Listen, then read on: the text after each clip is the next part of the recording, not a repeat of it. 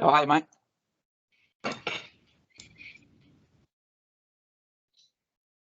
All right, the meeting has now started recording. I'm just going to share my screen with you guys. Can you guys all see that now? Yep. Yep. Perfect.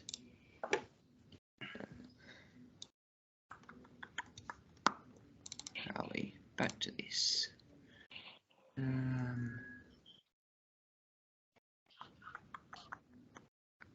Sharing, share, window, that one.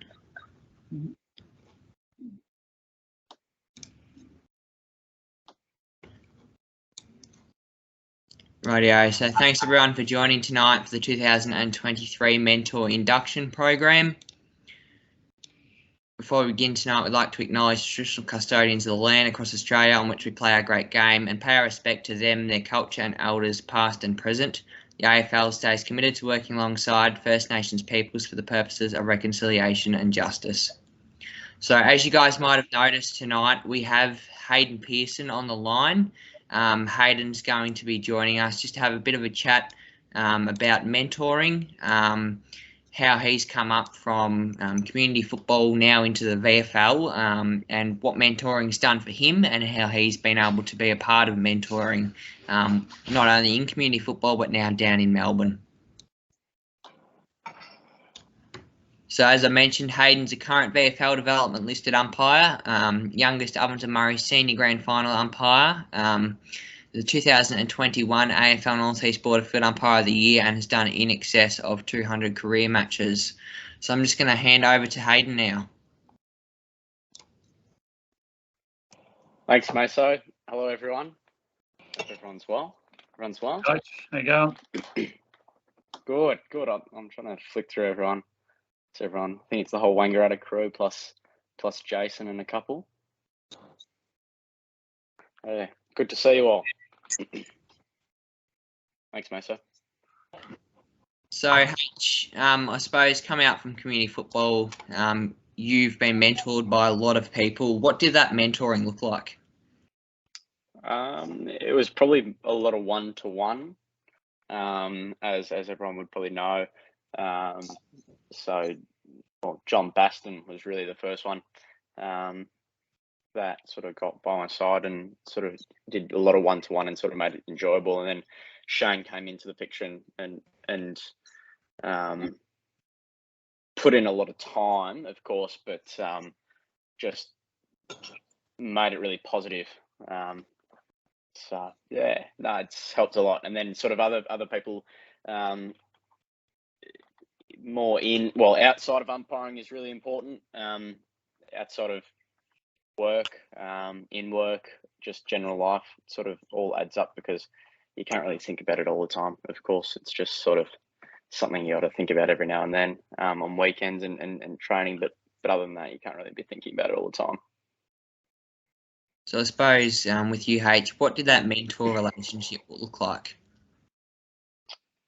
How so? Like, how was your mentors, Jace, John, involved in your umpiring career here, and are they still present? I suppose supporting you now that you've moved down to Melbourne in the VFL. Well, very crucial at the first stages, especially Shane and Jason and John and Boddy, sort of that starting block, enjoying it. And understanding a lot of umpiring, and always refer back to them with questions or seeing how they would maybe pay a decision or where they would run or talk about with them. As you know, Shane did coach Matt Stevic, so it's always good to talk to him about certain things because he speaks with Matt about AFL and can sort of relay it back to myself. And now I'm in VFL. It's a little bit more high stakes. So I've got Hayden Kennedy as one of the coaches, Heath Ryan, who's another ex-AFL umpire. So they sort of bring in the sort of the niche stuff, the nitty gritty, but always go back and relay to the body, to Jason, and to Shane. So H, obviously you've had a lot to do with our umpiring group here in Wang and Albury. Over time, you've helped out a lot of younger people, myself, one of them. How has sort of mentoring supported you, being able to mentor another younger person or assist another younger umpire into, achieving their goals and working through certain situations that they might come across? I think it's interesting how people grow. I probably haven't had a huge deal of mentoring someone from go to woe as yet, but I hope to in the future.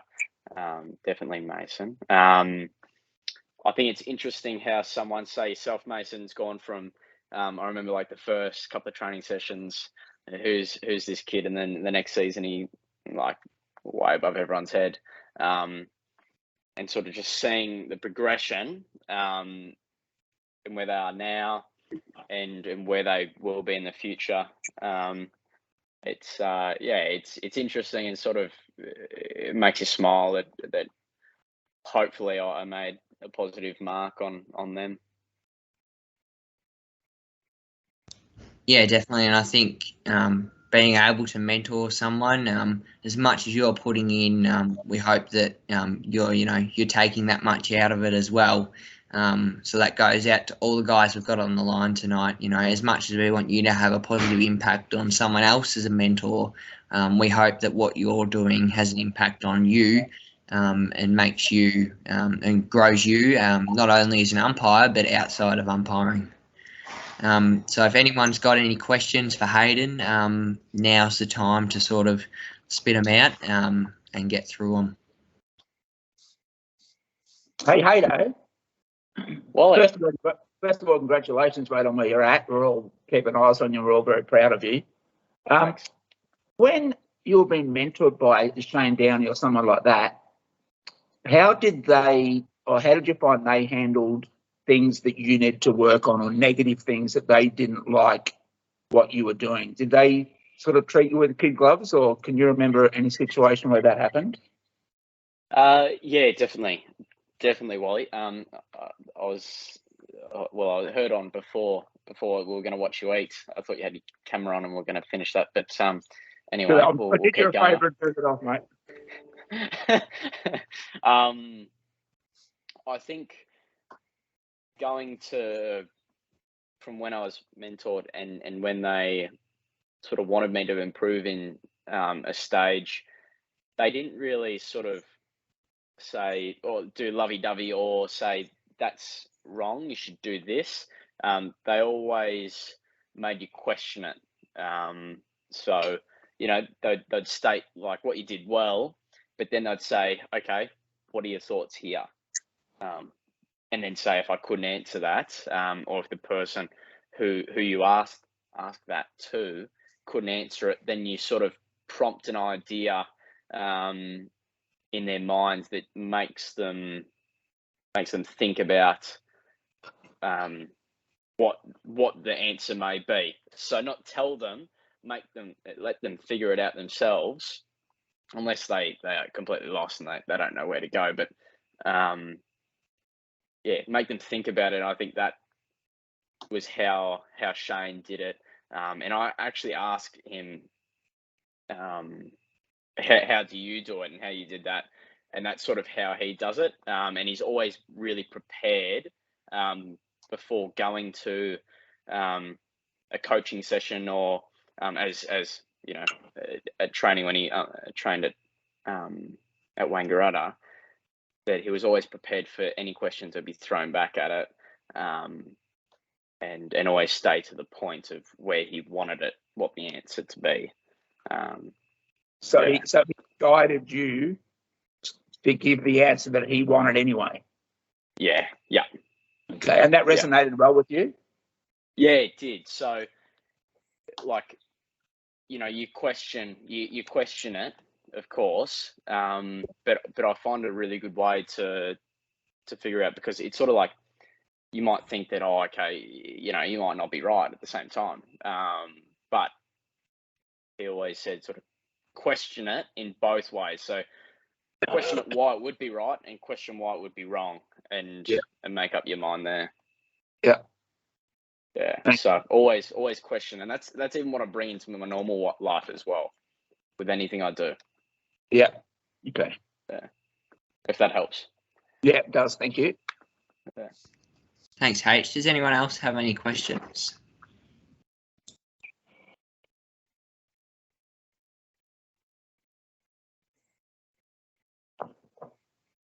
Beauty, we're done. Perfect. I'll take that as a no. Thanks for coming on tonight, Hayden. It's great to see you guys. See you again. I'm sure that we'll stay. You won't be too far away from us throughout the year, and we can get you involved maybe again at some point. For sure. Yeah. Anyone yell out, I'll be more than happy to have a chat. I do have a new number, so I might message that out. So if anyone wants to catch up, would be really happy to. Just a quick question. Sorry. Is it important that, say, at the quarter time you're doing with the junior, is it best to just concentrate on one decision from that previous quarter, or go through several? Definitely less. Yeah. I had the philosophy. Well, Shane had the philosophy when he was coaching me, he'd only focus on 1 to 2 things for 2-3 weeks. Yep. So he'd master it. He wouldn't really think about any one decision. He'd question it and say, what were your thoughts? And you sort of go from there. But I'd only keep it at 1 or 2 for a game, Right. as an overall standpoint, and then focus on one or 2 things maximum, like to go into a game. Yep. Yeah. Less is more. Yep. Fast is slow, and slow is fast. Thanks, Shane. Thanks, guys. Thanks, Richard. See you, mate. Catch up soon. Yeah, we'll do. I'll come up to Yarrawonga.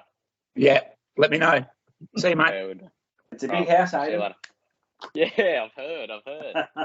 See you, Hayden. Thanks, fellas.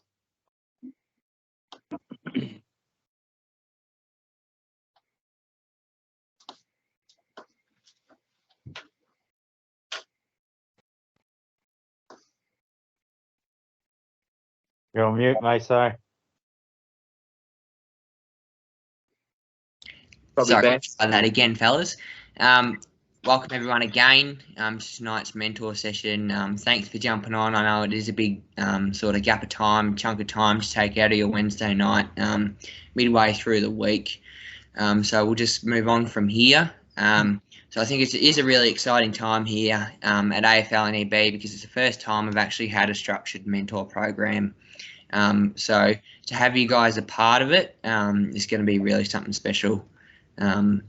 So without you guys, we wouldn't be able to run a mentor program. So your commitment to umpiring and supporting the umpiring group, it's been absolutely amazing to even get this sort of response from you guys and getting you on tonight.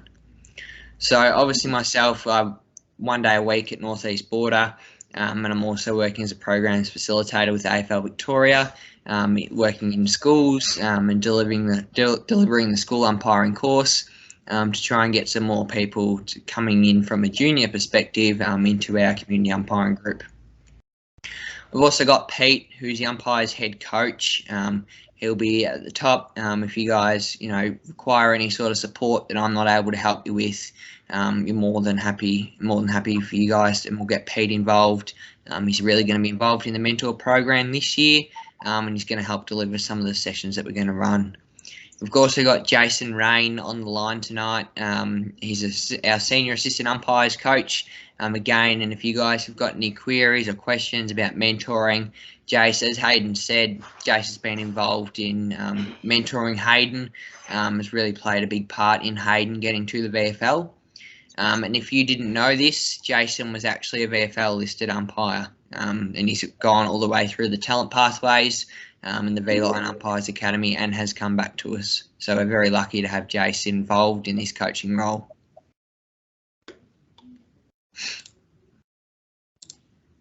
So what's the aim of the mentor program? So we'll just go over a bit of an overview about the program. So the aim of creating the program is really to provide new and first year and second year umpires, as well as our inexperienced umpires, the opportunity to learn and develop their umpiring.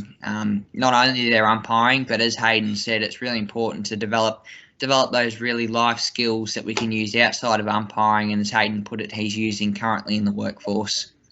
So over the past 5 years at AFLNEB, we've had quite a high turnover rate. We've had some aspects of poor culture, and we're always looking to improve ourselves. So I've had to ask ourselves, why are these young umpires coming to training? They might do a couple of training sessions and a couple of games, and then the next year we don't see them. So it's really important that, yes, we're recruiting new umpires in, but what are we doing to actually keep them here at AFL North East Border?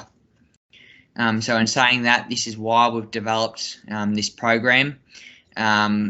So essentially, how will it work?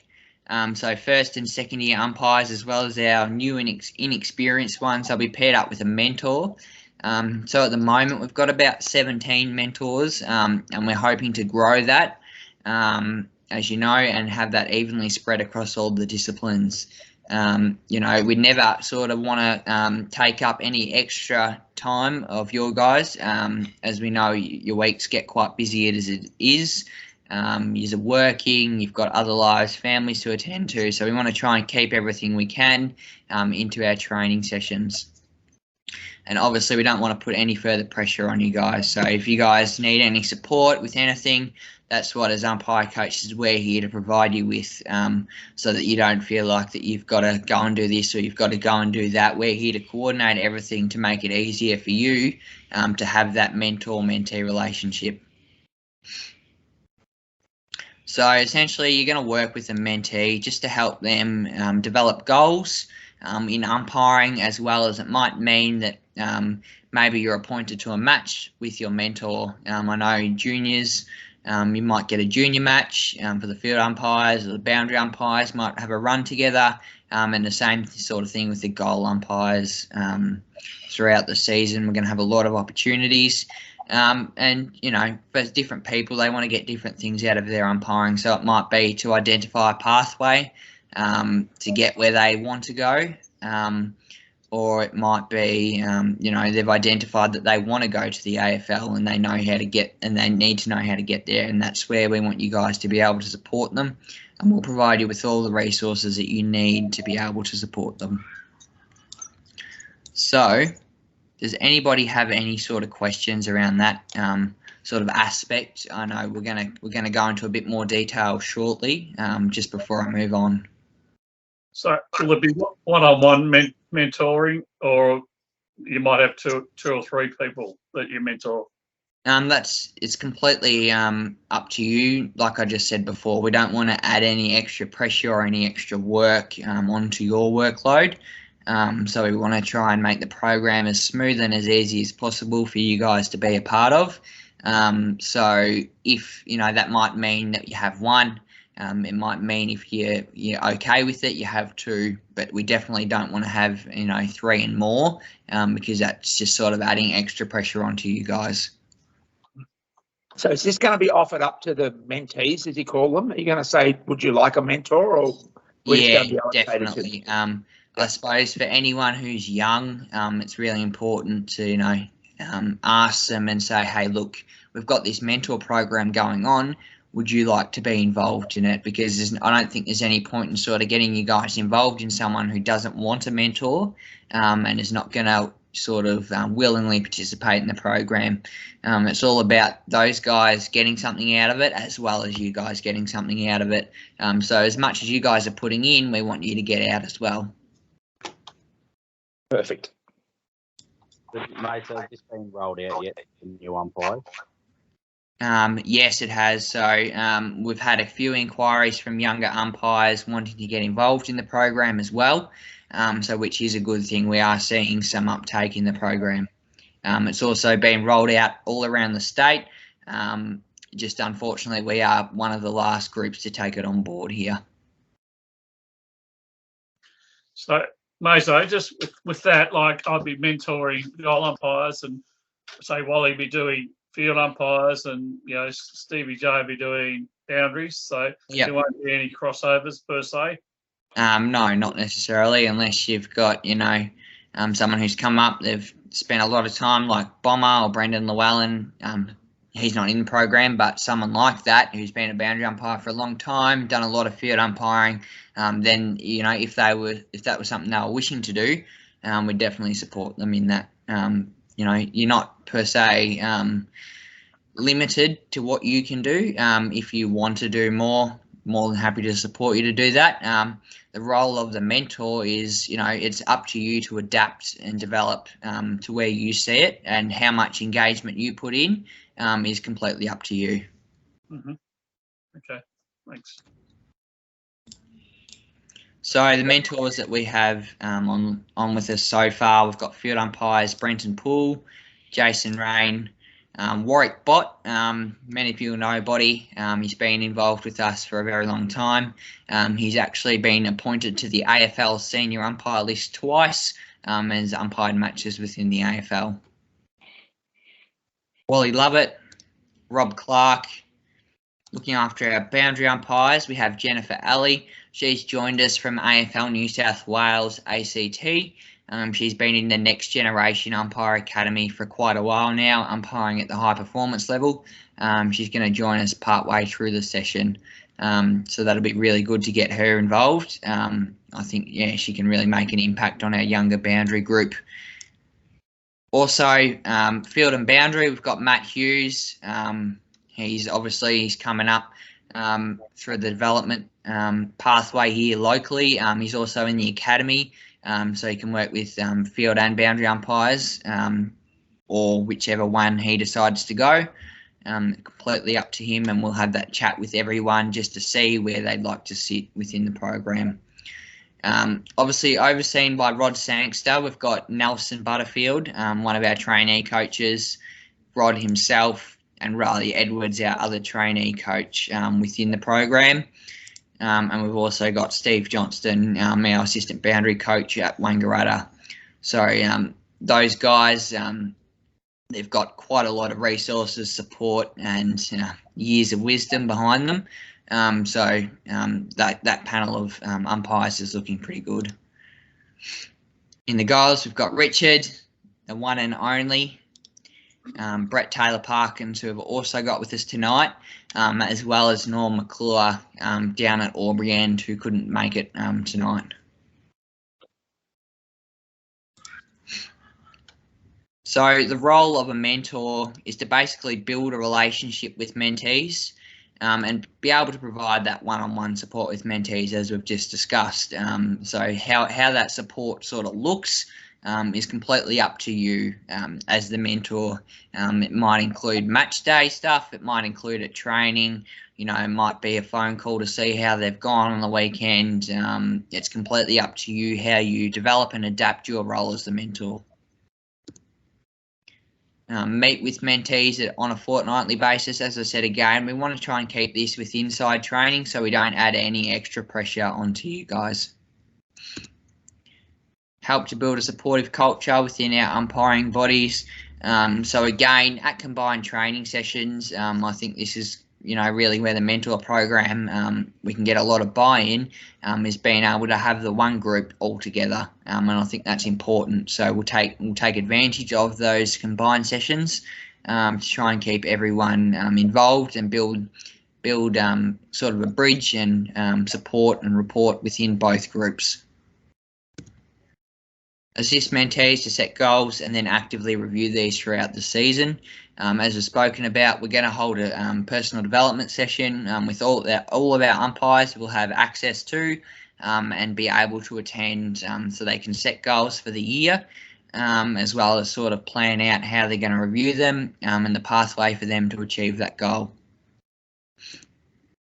So be a point of contact between the mentee and the coach and vice versa. Sometimes, a younger umpire coming into the group, they turn up at training for the first time. they're not going to know everyone as such. They might not feel comfortable going to see a coach straight up. So having that sort of friendly face where they can sort of go and talk to about, you know, this happened on the weekend, or this is going on at training, or what would you do in this situation at training? It's really important to build those relationships within the umpiring group. Provide any advice that your mentee may ask for. So they might just ask some general things about umpiring. Where would I find this, or what would I do here? You know, and again, if you're not sure about anything, please do sort of refer them on to, you know, Pete, Jace, myself. I'm more than happy to sort of help you guys out. Assist your mentee to complete the Umpire AFL introductory course. So for first year umpires coming into the program, we've got a setting within the learning management that allows us to have about 6 months where we can work with them in sessions and actually go through the AFL's introductory course with them to get them up to the stage where they can be accredited as umpires. Discuss your mentee's general umpiring experience and how they felt. That comes down to, you know, how they sort of felt about their game on the weekend, whether they're enjoying umpiring, you know, the social sort of aspect and involving them in your groups. I know it can be for a younger umpire coming in, it can be quite daunting if they haven't got the sort of social relationships with other people within the group. I think that, you know, it's really important that we develop that from day one, so that when, you know, when we get to the end of the season and go, hey, you coming back next year, they go, damn right I am. So I think that's really important. Escalate any issues to your relevant umpire coach. So again, as I said, we're here to help you guys out. So if you do need anything, please just let us know. We're more than happy to help. Engage in any umpire development activities, programs and opportunities that arise from time to time. So I know, you know, this year we've got a lot of development programs coming up. One of them is our female umpiring academy. And the girls in that academy will have the opportunity to head down to Melbourne and umpire halftime Auskick matches as part of that program. So we'll have little initiatives like that arising within the program. It might be goal setting.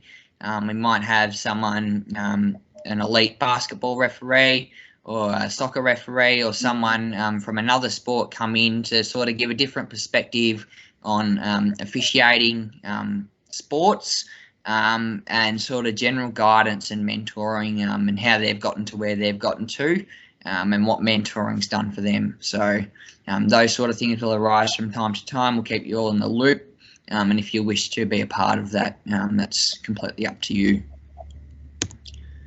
And if given the chance, officiate alongside your mentee, as we chat about. So what would you expect? During your first session, you'd have a bit of an induction to the mentor program, which is really what we're doing now.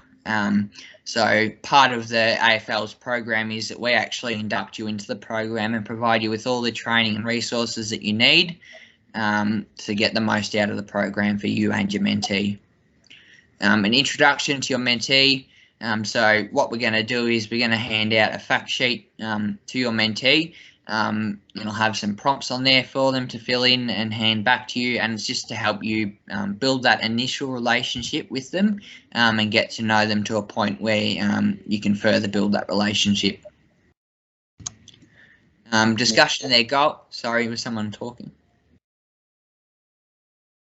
Discussion of their goals that was set within our professional development session, as we spoke about. And we'll give you a little survey to complete and then hand to your mentee at the next training session. That just, again, helps them to build that relationship with you and breaks down any sort of barriers that might be coming. And a bit of an outline of the season ahead, and then we'll reflect upon that session. Does anyone have any questions that have popped up in their mind so far from what we've just covered? Yeah, just with the introduction, Mace. Yep. Do the mentees, do they like get a list of all the mentors that they get to choose from, or is it automatically or randomly allocated in a certain way, or how how do we get matched up with somebody? Yeah, so definitely we'll have a look at the mentor list as well as the mentees, and then obviously we'll come back to you guys as the mentors. And obviously, if you don't want to be put with little Johnny, we're not going to pair you with little Johnny, because that relationship is not going to be pretty good, is it? We want them to get the best out of the mentor program, but we also want you to take a fair bit away from that as well. So that's sort of where we sit on that.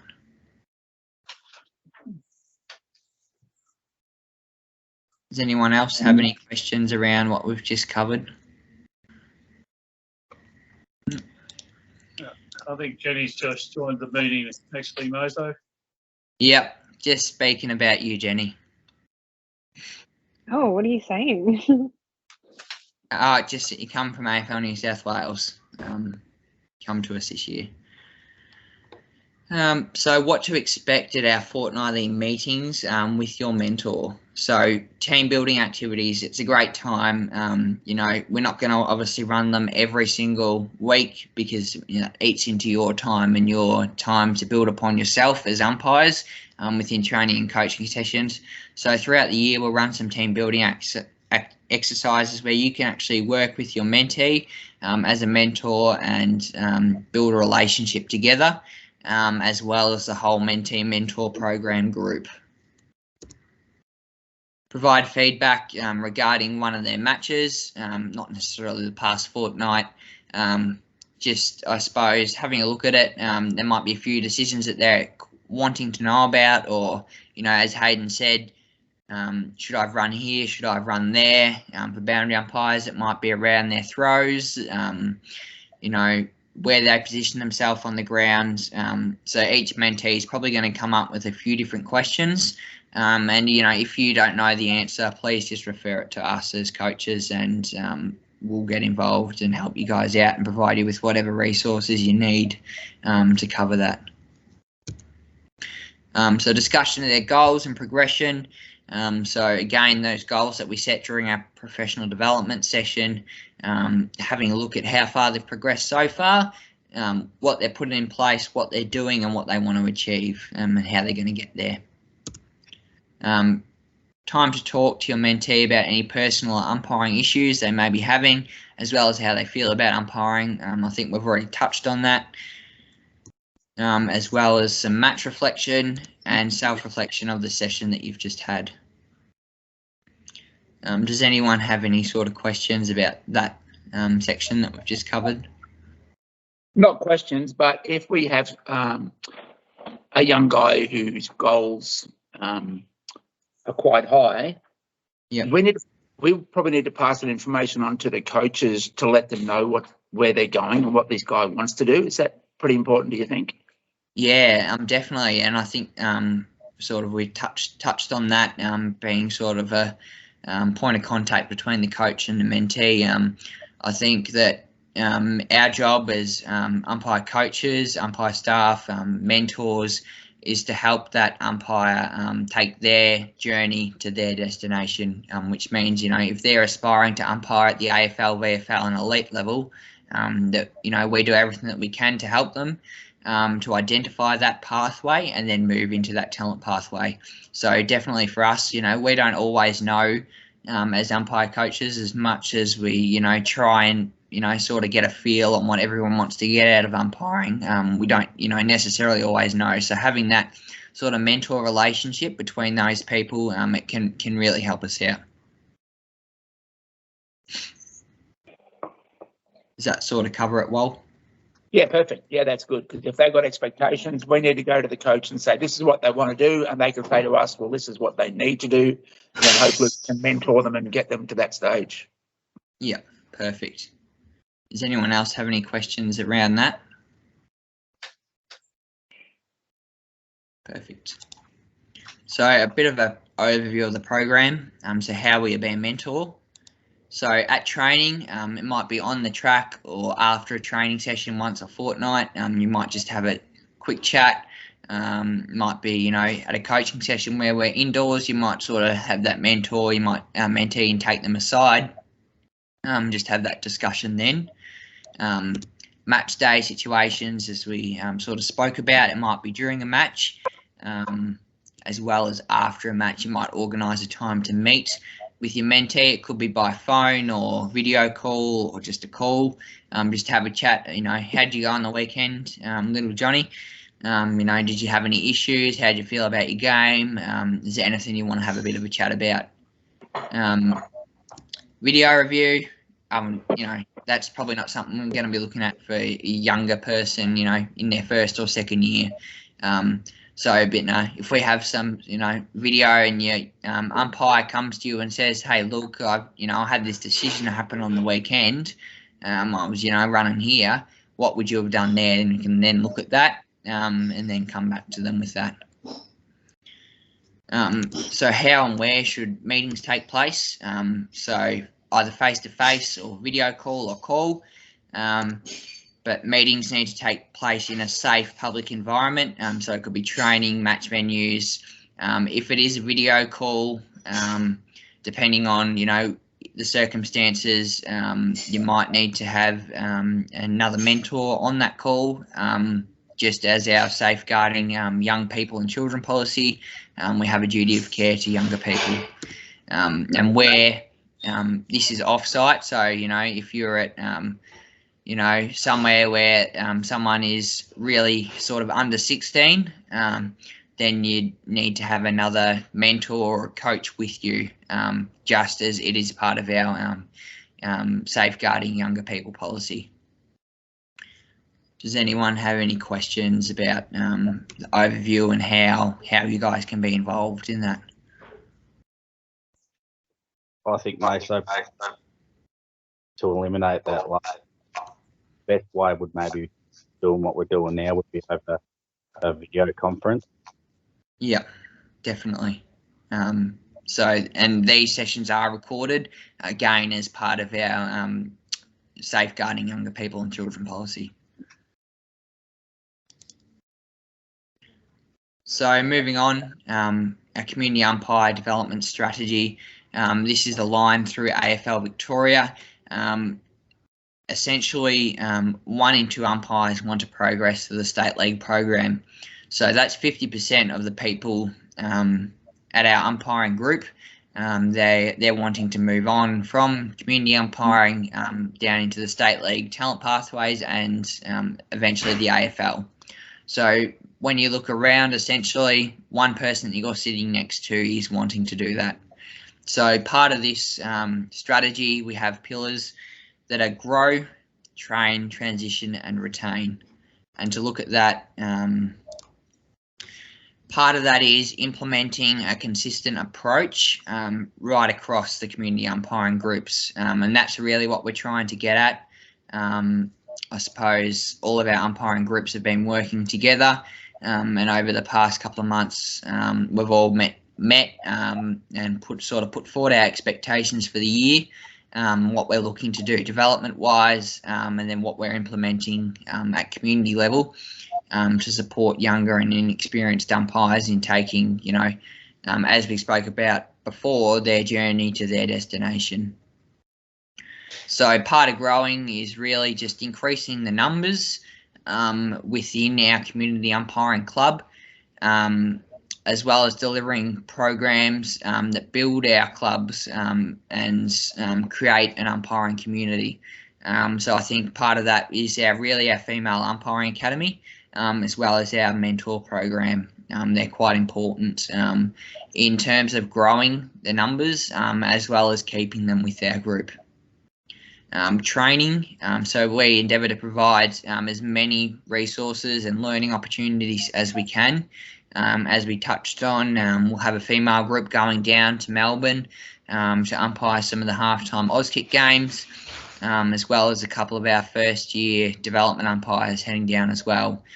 So this year I think that's really going to be important to sort of expand on the opportunities that they'll have access to.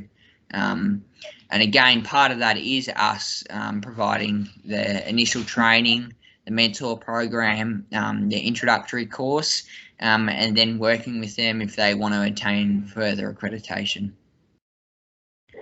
transitioning. So again, that's being able to support our umpires to identify a pathway to take their umpiring further. And as Wally touched on, that's, if an umpire comes to you and says, hey, look, I'm interested in doing this, our job is to support them, and definitely come forward to our coaches and let us know, hey, little Johnny's interested in going down to the VFL, what can we do to support him? And would, make every endeavour to support little Johnny. And then again, offer suitable talent programs. So part of our female, umpiring academy is talent identification, and to sort of support them to move forward and fast track their development. And again, we've spoken a lot about tonight retaining umpires, and that's the whole reason that we've created this program, is to keep those umpires within our umpiring group for longer. We've seen a high turnover rate over the past 5 years, and I guarantee you, probably 20% of our umpiring group from 2019 is no longer with us.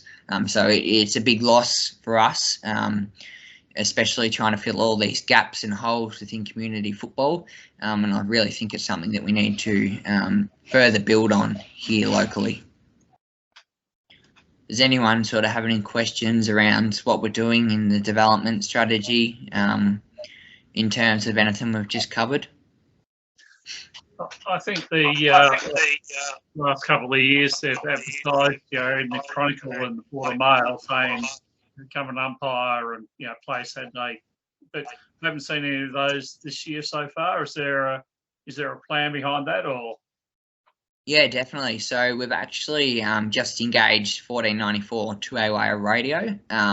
So recently they've done a podcast on O&M Live.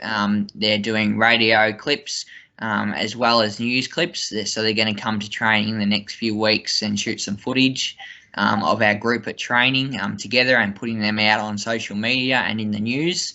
And we're also, so as a programs facilitator, I'm actually trying to get some more people on board. I'm going out to schools and football clubs, and we're trying to get in with the Murray Bushrangers to get some of their players to come down to umpiring and give that a go. And they're really keen to try and get some of their players involved in umpiring on a Saturday.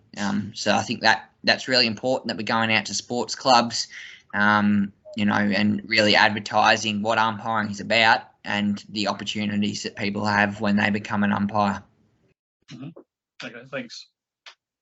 Does that sort of cover that, Rich? Yeah, that's good, Mozo. Thanks. So what's in store for 2023 in terms of development? So the programs that we've got going on is the Umpire AFL Mentor Program, which is this program.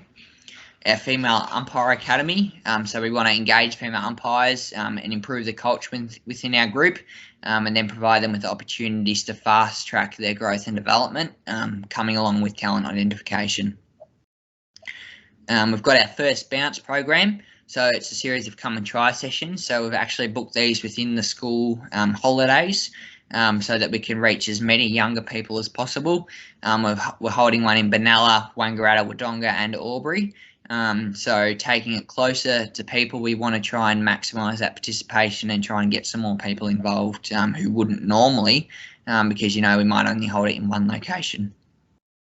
As well as our community club engagement program. So that sort of consists of club visits, helping them out with some training, practice matches, match simulations, and as you just spoke about, Richard, to play one day, umpire the next program.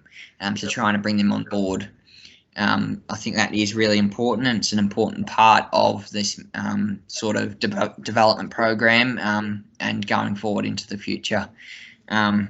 We're also, this year, we're creating a club umpire education program, which is aimed at educating club umpires to a point where we'll actually get them onboarded to Officials HQ, and with that way we can communicate with them and try and get them involved in some league matches, which I think is really important for us. This is coming down from AFL Victoria to educate club umpires, those who are willing to, and those who want to learn.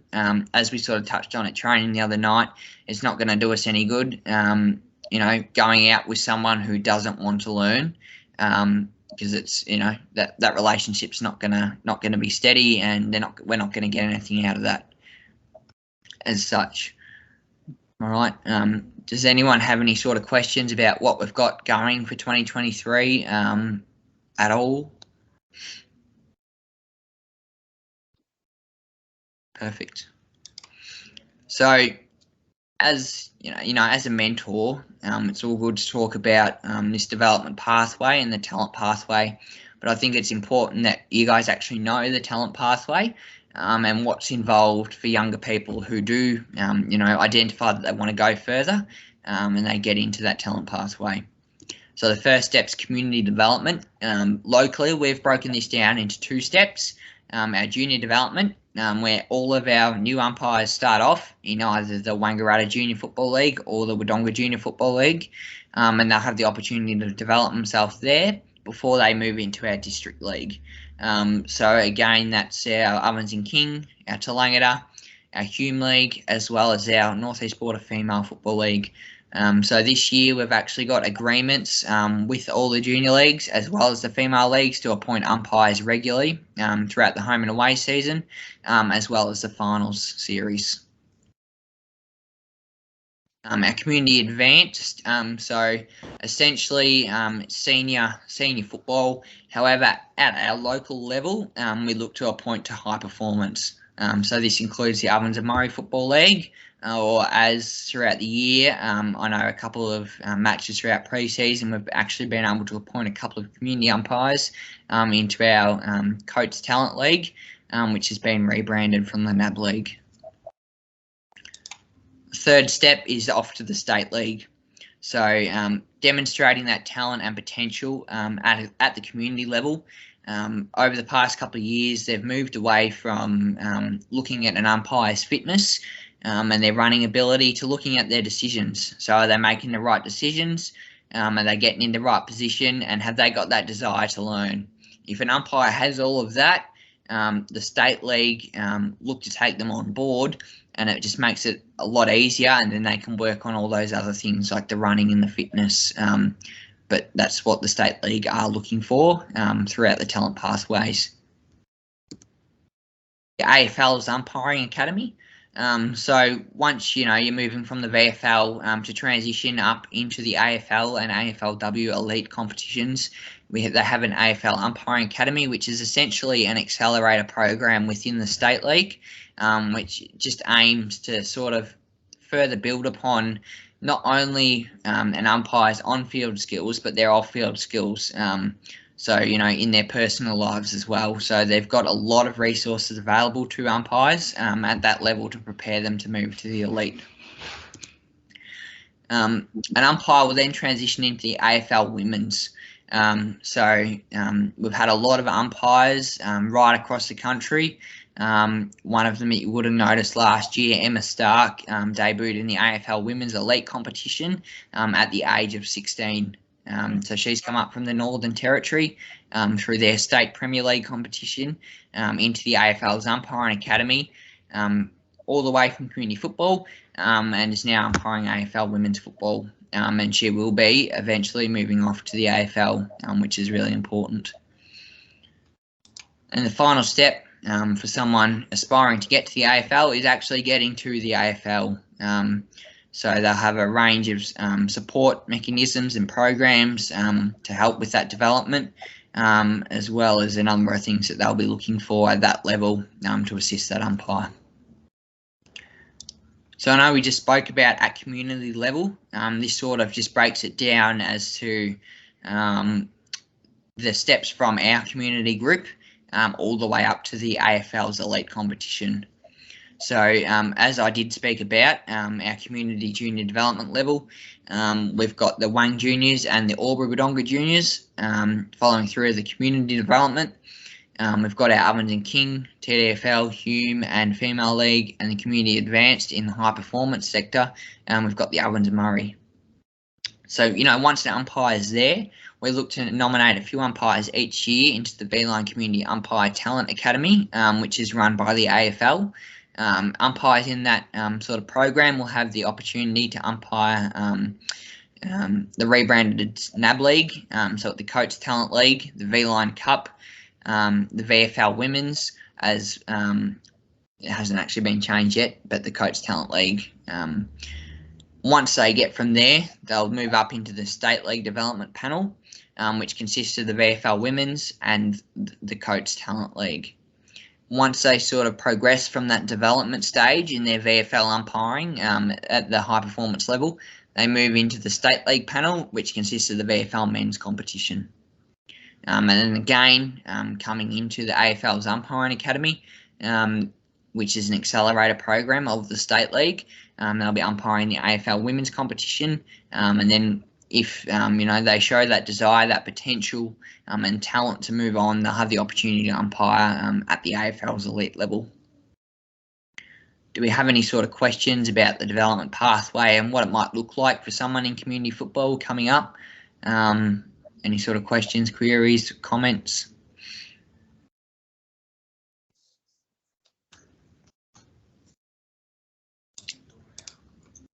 So umpiring expectations, this doesn't really apply much to you guys because all of you guys, display our umpiring expectations and values exemplary.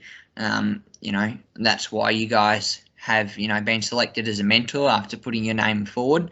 There was a lot of people who expressed interest in it, and you guys were chosen because you guys display all of our values, and you want to be involved in our umpiring group, which I think is really important.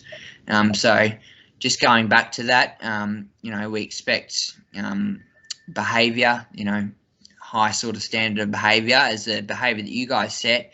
You're acting as a role model for your mentees. Match day performance, so our umpires, our mentees, want to perform to the best of their ability, and as a mentor we support them to get the best out of them.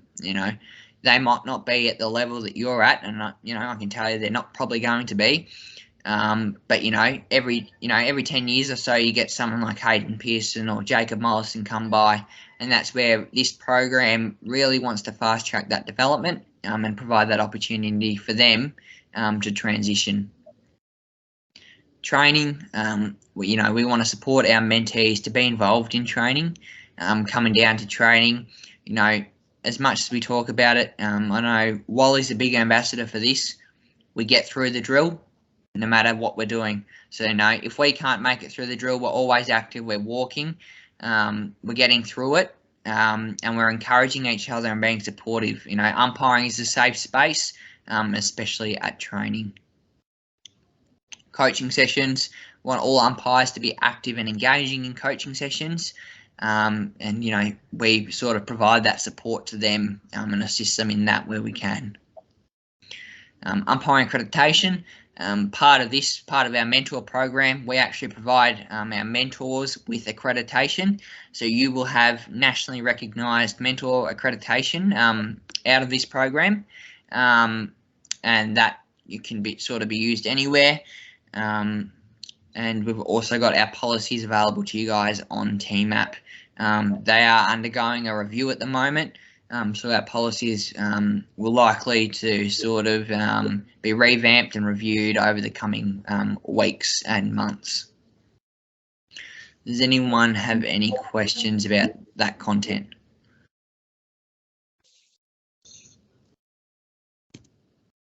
Again, just sort of touching on our values of honesty and team. I'm going to send this out to you guys. It's also in our umpires handbook, as well as the mentor handbook, which will provide a printed copy for each of our mentors. So it's just there for you guys to have a look at.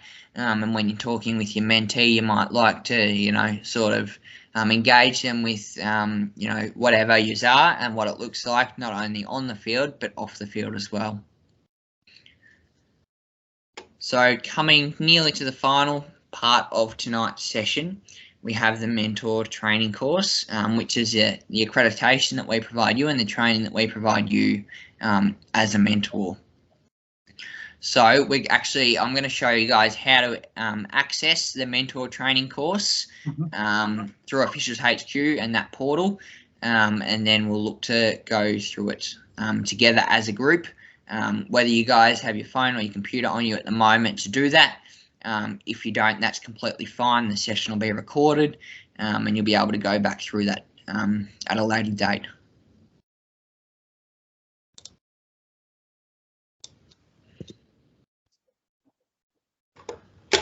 That's in the program, Mozo. Pardon? That's in the programs of the official HQ. Yeah, on the learning management system. Oh, okay. Share my screen with you again.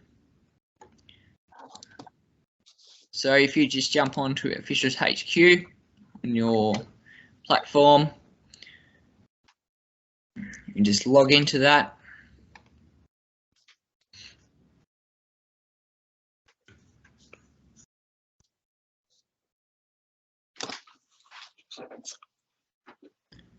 As it loads, you'll have your dashboard.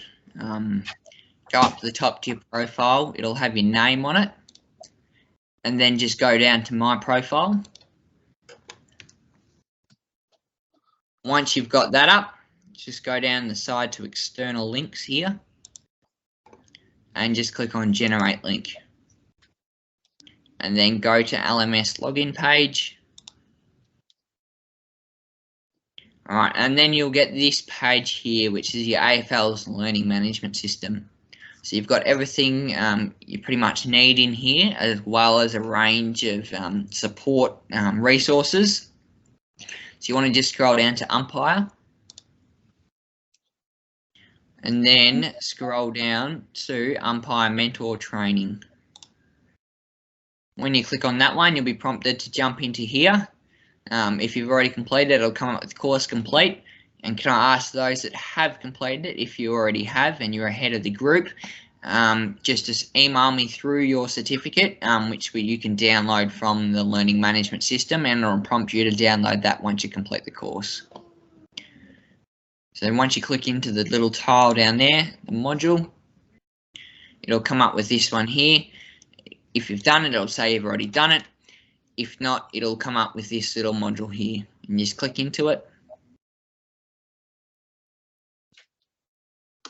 Now it says it'll take you about 20 minutes. Usually you can just fly through it.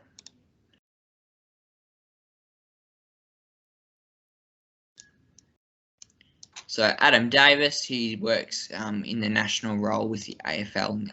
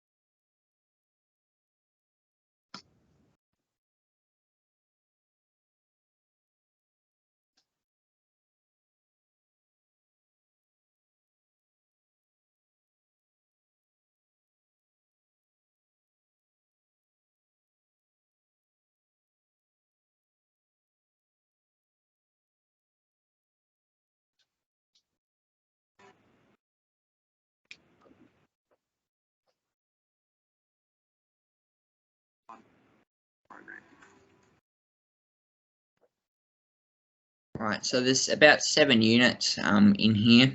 Just goes through pretty much what we've covered. So the idea of the mentor induction session was to provide you with some of the knowledge that you'll need to go through this program. So as you click in the units, we might go through it together as a group, so that we're all able to do it, and that we know we can all do it together, and that we've got those sort of answers. And already got it sort of planned out as to what we need to do. Mm-hmm.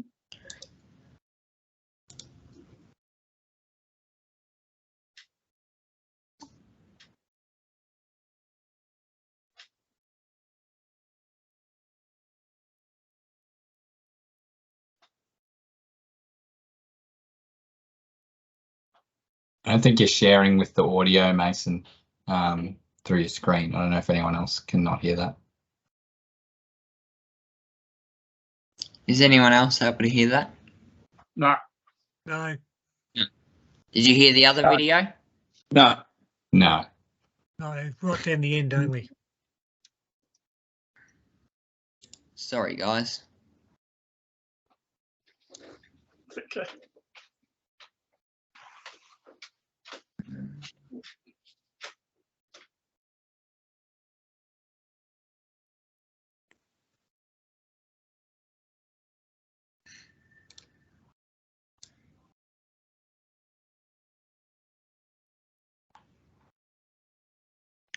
There we go. Sorry about that, guys.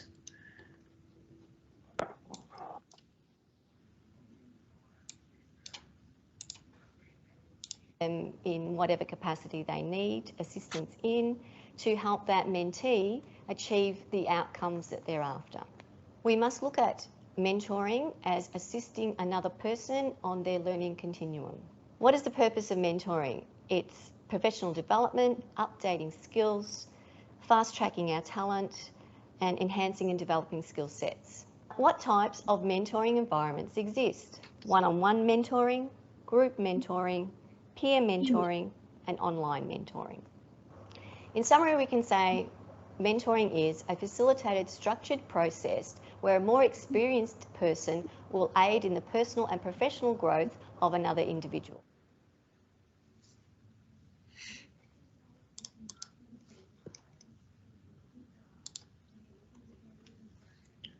So, coming up to question.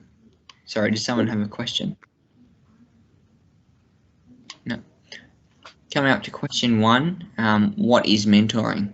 So, a one-way leadership development process, a process that only assists a mentee, a structured, facilitated process where a more experienced person will aid the personal and professional growth of another individual, or the provision of technical training from an experienced person to a less experienced person. So, does someone want to provide any input? Number 3. Number 3. Yep. Yeah, structured. Correct. The purpose of mentoring is to provide personal development, updating skills, fast-tracking our talent, enhancing and developing skill sets, or all of the above. All of the above. All the above. Perfect. Once you get here, you'll get this little golden lock and it'll be unlocked and you can move into the next unit. So this essentially talks about the mentor and the characteristics of a good mentor. A good mentor displays a variety of different characteristics. I've been very fortunate in my short career to have experienced a great mentor, and some of those characteristics that he shows are a genuine care and interest in the same passion. An example of this is giving feedback after a game and the way you review your game. I was looking at my game in a different perspective to what my mentor was looking at his game in, and it was great to get a different perspective on how to look at the game review a bit more positively and take a few more things rather than just free kicks, missed, unwarranted, corrects out of the game, and actually have a look at how well did you manage the game, how well did you support your teammates, and how well did you go as a team on the day for the game. Another example was when I was still umpiring in the State League, where my mentor came down to watch me at a local ground, and it just provided that extra support in the crowd, that extra buzz that you needed to make sure that your skills were sharp, you ran hard into the right position, you ensured that you got the correct player on the line, and then obviously post-game it was really important to sit down and debrief and chat about the game and get his perspective on the game as well as mine, and I took a lot out of that, and that provided me with great enthusiasm for the future. Another characteristic that makes a good mentor is one that celebrates successes with their mentee.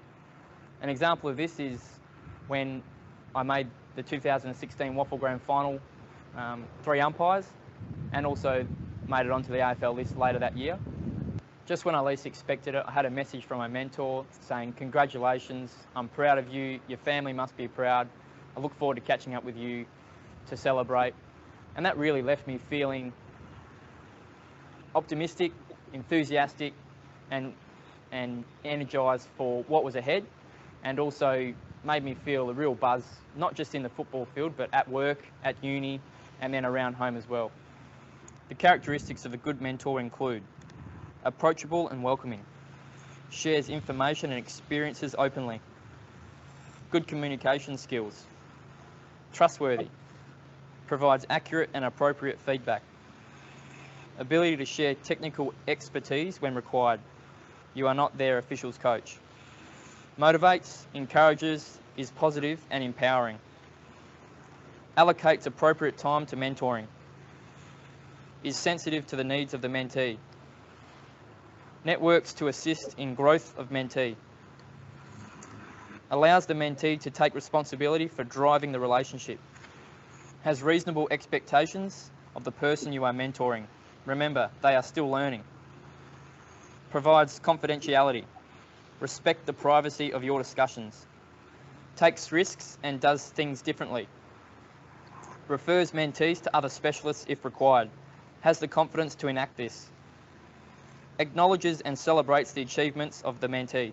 Avoids the mentee becoming too dependent upon them. Don't mother them. Respect the mentee's views of the world and work with them.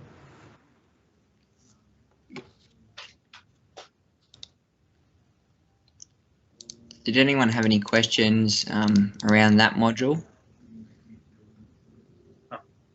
No. Perfect. So, what will an effective mentor establish first with their mentee?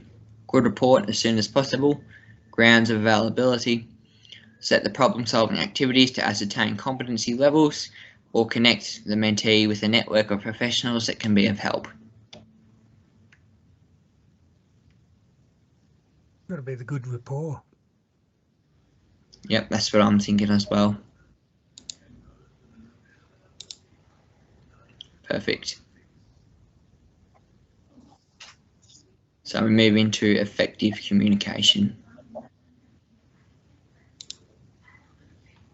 Effective communication is about transferring ideas from one individual to another. You know, sharing ideas, thoughts and feelings really is about relationship building. So the key to effective communication is about relationships. The three types of communication a mentor would use are verbal, non-verbal and written communication. As a mentor, you need to be aware of your non-verbal communication, and that is essentially anything other than words that can affect the message contained within the words. Be aware of your non-verbal communication. Things like body posture, facial expressions, tone of voice, rate of speech, volume of voice. Remember that 75 to 95% of the meaning of a message is conveyed non-verbally. Use your eyes to listen without being creepy. If messages are incongruent, then the non-verbal message is prioritised. Make sure your body language matches the message you're trying to convey verbally. Remember that your non-verbal communication can scream negativity if you're not aware of how you look. There are some key things to remember when corresponding with your mentee using the written word. Be succinct. If the message is too involved, ring or do a face-to-face. Write or type in full sentences. Seek clarification if there is a misinterpretation. Ask questions.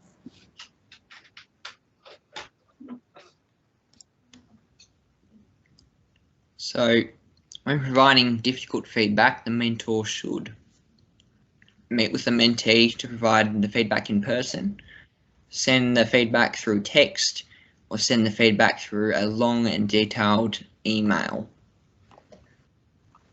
In person.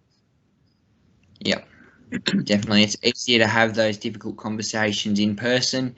You know, that way what you're sending online isn't misinterpreted. You know, and if it gets to the point where, you know, you might have a difficult conversation with a mentee, that's where you then be looking to refer that, you know, to one of the coaches, or have another person with you to support you in that. You know, we'd never ask you to do anything that you're not comfortable with, and I think that's really important to establish to start with.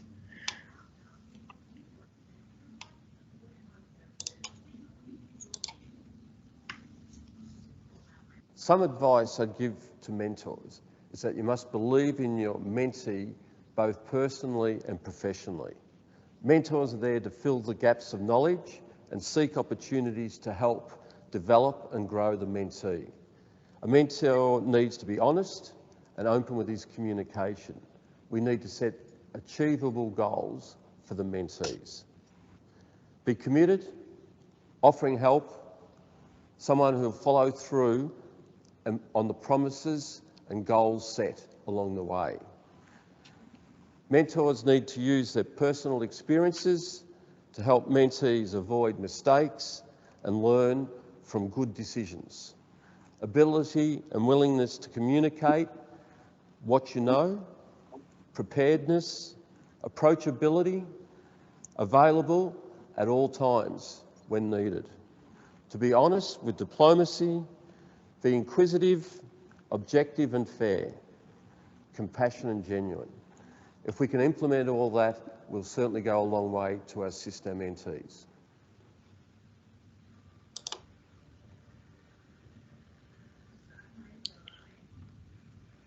So there's quite a few videos to go through. Just being wary of time. I don't want to take too much out of your Wednesday night. I know there's a lot of things that you've got packed into your weeks, and I don't want to go too far over time. So I'll take you guys through the questions and stuff, but we might just revisit the videos if we want to have a look into them. I think it just pretty much covers what we've already spoken about pretty much, if everyone's happy with that. Sounds good. So throughout the mentee-mentor relationship, the mentor should consistently use Excel spreadsheets, pros and cons, strategic questioning, colleagues to question the competency levels of the mentee. I think Hayden sort of touched on this again with how him and Shane had that mentee-mentor relationship. And that was strategic questioning to get the best out of your mentee.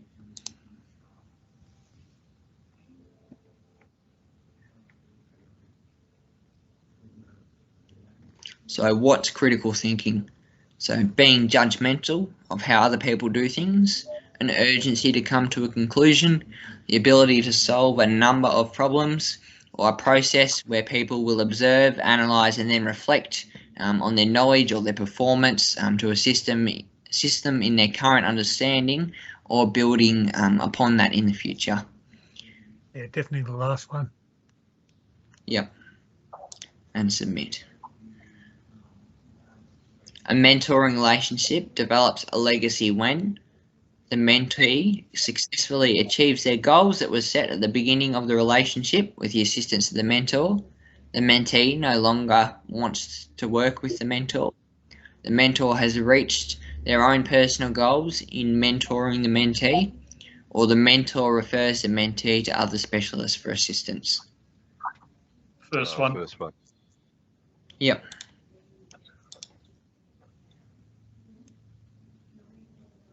So this looks at building resilience. So resilience is the ability to cope with tough times by applying your inner strength and engaging support networks, developing strategies to sidestep difficult issues, confronting and fighting through issues that annoy you, or engaging a specialist to assist you in working through problems. The first one. Yep.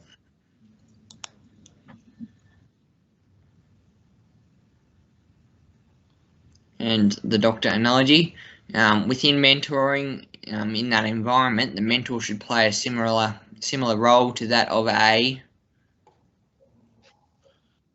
GP. Yeah, GP. Because our role, as we've already spoken about, is, if we get to that point where that mentee is, they identify that they want to go further, we're referring them on to the coaching staff, who can then put forward and say, hey, we've got this umpire who really wants to take their umpiring further, and then we can action that.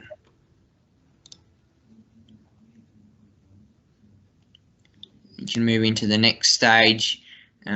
This one's about the mentee as such. So who's ultimately responsible for driving the mentor-mentee relationship? We've already touched on this. The mentee, mentor, both, or the program coordinator. Third one. Yeah, it's joint. The mentee. Just the mentee, yeah. Yeah, definitely. So as we've already spoken about earlier, it's as much as, you know, we can sort of put in, it's if someone doesn't, you know, want to have, you know, a mentee mentor relationship and that program, you know, then they're definitely not getting something out of it, and neither are we.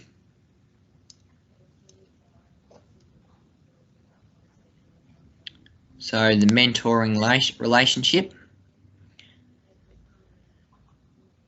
So whilst yes, there's a formal mentoring agreement, looking at that, it is quite old, and I don't think it's, you know, it doesn't sort of suit the sort of program that we're delivering here locally. You know, if you guys would like to get something put, you know, in place, you know, it's, you know, we're more than happy to support you guys in doing that. But just communicate with us, you know, how we can support you within your mentoring, you know, whether it's one-on-one or not, how you'd like that support. But, you know, a formal mentoring agreement is important because it outlines the goals which the mentor wants to achieve, frequency of contact, process of monitoring and recording progress, or all of the above. All of the above. Perfect. So some introductory sort of questions. What is one question you would like to ask your mentee in your first formal meeting? If someone might like to share. I just suggested maybe what got them into umpiring. Yeah. Yeah.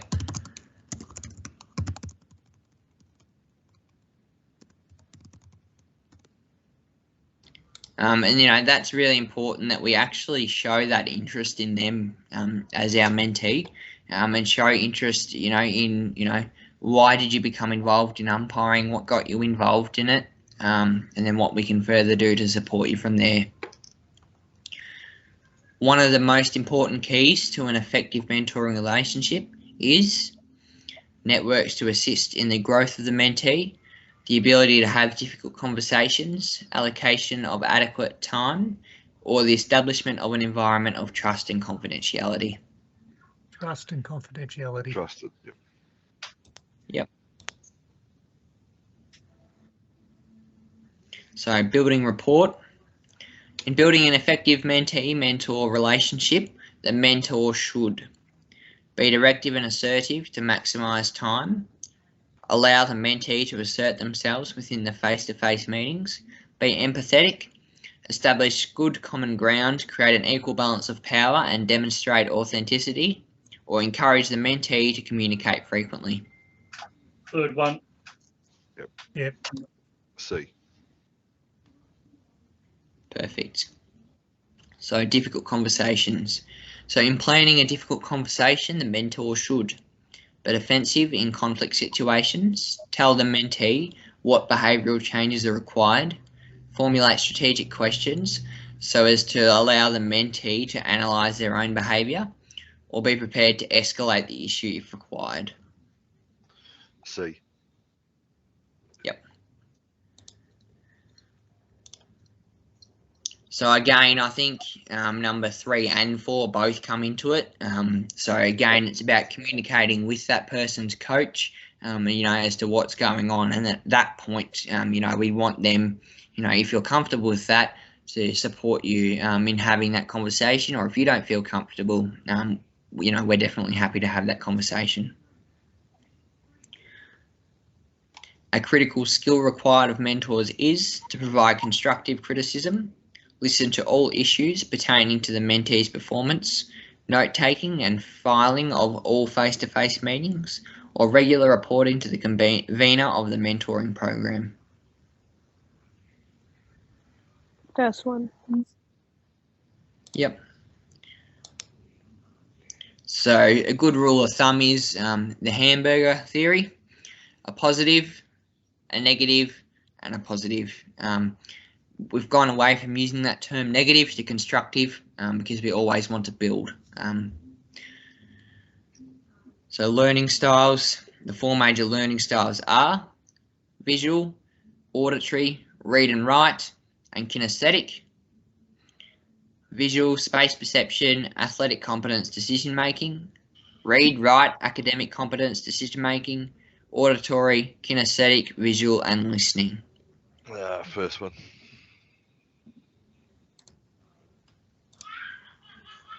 Perfect. So self-reflection.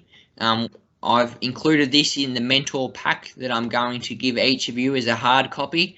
You know, whether you guys choose to use them or not, they are a good tool to prompt conversation and questioning, as we've spoken about. So this one's a relatively shorter one. Sorry, was someone saying something? No. So, tricky word, isn't it? Reciprocity. I think I butchered that one there. Can be defined as continually repeating the same actions, listening, considering, but not acting upon advice, the practice of exchanging things with others for mutual benefit, or benefiting one individual over another.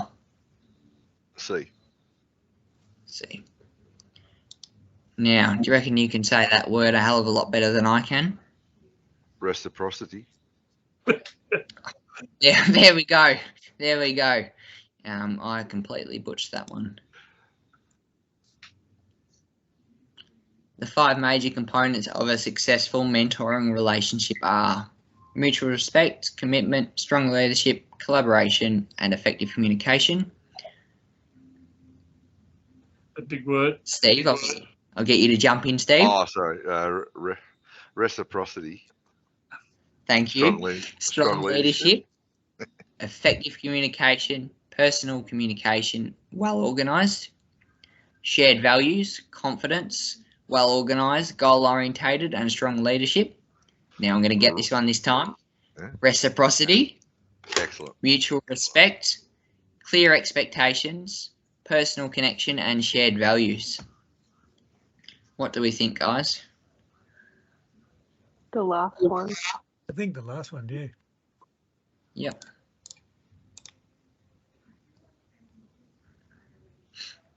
So signs for intervention or some red flags. So a poor mentoring environment begins with conflict, poor communication, lack of confidentiality, or a drop in performance. Poor communication. Poor communication, yeah. Communication's key. Yep. Perfect.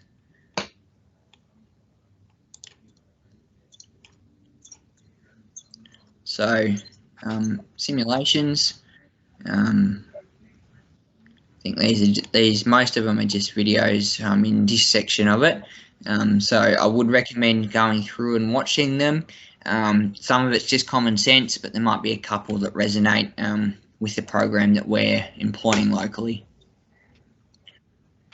So it'll just come up with a summary. It's got links to the AFL's Code of Conduct and Policies, which includes the Safeguarding of Young People policy. And then just a bit of a summary from Adam Davis from the National Role. Thank you for participating in the AFL's Umpire Mentor Training Program. As a recap, the following characteristics reflects a successful mentor-mentee relationship. Good rapport between the mentor and mentee. Trust and confidentiality. Demonstrated interest and enthusiasm. Clear objectives and goals. Mutual respect. Clear communication and feedback. Mentor as a critical friend. Comfortable physical environment for meetings. Develops an environment of reciprocity. Fun and enjoyment. Acknowledgement and celebration of achievements. Others are aware and supportive of the mentoring relationship. Mentoring enhances the mentee's education process. Effective mentors facilitate learning, therefore assist the mentee on their continuum of learning. Taking the time to set up the mentoring relationship at the start is important for its long-term success. Providing effective and constructive feedback is a critical skill for all mentors. Congratulations on completing the AFL's Umpire Mentor Training Program. On behalf of the AFL, thank you for your commitment to umpiring development. So once you scroll down to congratulations, if you could just click on that one, we'll bring up this just to congratulate you. So it's got more resources. So if you click on go to Umpire Training Centre, it'll open up a whole panel of resources, which I'll quickly fly through in a second. Once you click exit course,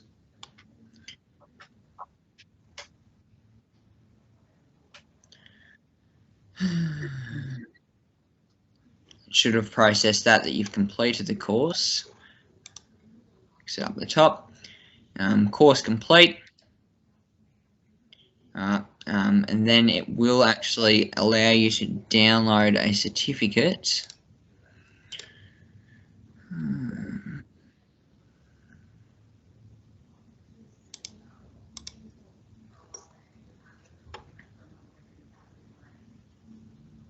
You'll have a record of learning on here.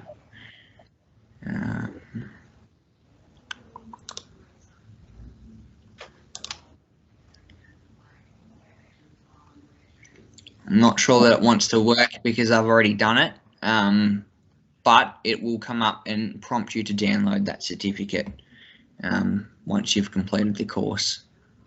All right. Does anyone have any questions at all in regards to the mentoring program that I might not have covered, or something anyone wants to add in and have a chat about? All good, Mozo. Perfect. Did everyone sort of get something out of the session tonight? Yes, thank you. Yep, reciprocity. Yes, I got that one. So in terms of the umpire training resources, the link doesn't sort of let you open it up from the learning management. So once you log into that, it's probably best to have it bookmarked. Just click into it on here. Once you're in here, you'll have all these other resources available to help you out. So it's got umpiring and umpire coach ones that you can click into. For example, if I was a field umpire coach, it'd have sort of what they look for in their talent pathways, how to get there, a development journey. Then it's got all the positioning videos and stuff like that we can click into if you guys are interested. Suppose the final thing, guys. Thanks for joining in tonight. Without you guys, sort of taking up the program, we definitely wouldn't be able to run it. And our recruitment and retention is really because of you guys who are, committed to the umpiring group and the umpiring community. So I do thank you guys for that. The final thing that I do ask you to do, you don't have to do now, but I've got a QR code up there. It's linked to a survey. Once you click on that, it's only a short one. It will ask you, what do you want to get out of the program? If there's anything that you haven't raised tonight that you'd like to, feel free to pop that in, or you can skip the questions. It'll just ask you for your shirt and short size. So we're trying to actually get mentor specific uniform for you guys. If not, we'll get a polo and some of our off-field shorts for you guys as mentors for being part of the program. And yeah, so if anyone has any further questions, please feel free to stay on the line or send me an email, and happy to have a chat with you guys. All good. Thanks, Mozo. Thank you. Thanks for coming tonight, guys. That does bring our session to an end. For those who joined late or those who weren't with us, I'll get the program uploaded to YouTube, and you'll be able to access that through a link there. Yeah, thanks, Mozo. Thanks, Mozo. Cool. Mason. That was really Thank good. you. Thanks, guys. Cheers.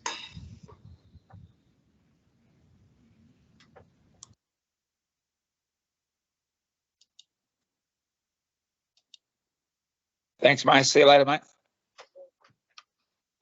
Thanks, guys. Yeah. Perfect. Thanks, Richard. All right. Thanks.